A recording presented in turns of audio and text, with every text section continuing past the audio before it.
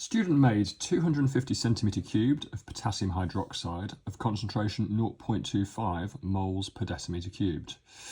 Calculate the mass of potassium hydroxide, KOH, needed to do that. Relative atomic masses we're given as well. Okay, so we're going to need two of our moles equations for this question.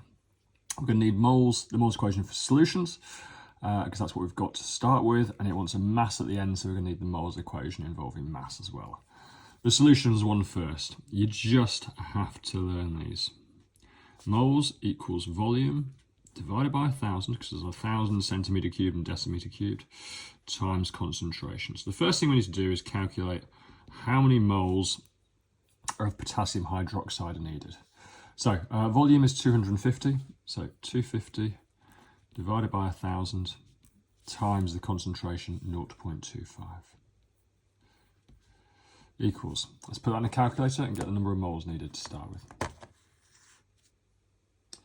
Okay, so 250 divided by 1,000 times 0.25 equals 0.0625. Now, never round mid-calculation, it will give you the wrong answer. So that's the number of moles. Okay, so we now need our second moles, let's put a line here. That's our first moles equation. We now need our second moles equation, which is moles equals mass divided by formula mass. But we want mass this time, so let's rearrange it. Mass equals moles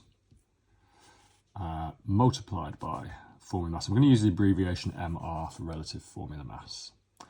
So the first thing we're going to need to do is calculate relative formula mass of potassium hydroxide. So we've got atomic masses here. Now in potassium hydroxide, there's 1K, 1O, and 1H.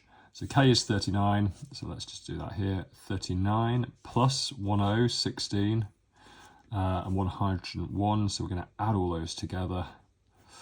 So that's 56, isn't it? So our formula mass is going to be 56, multiplied by the moles, 0.0625, and that will give us our final answer in grams. So there's our 0.625 times 56 equals 3.5 grams. Just check the question doesn't just tell us anything about significant figures. It doesn't. So that's our final answer. All these questions and more on elshamhighchemistry.com.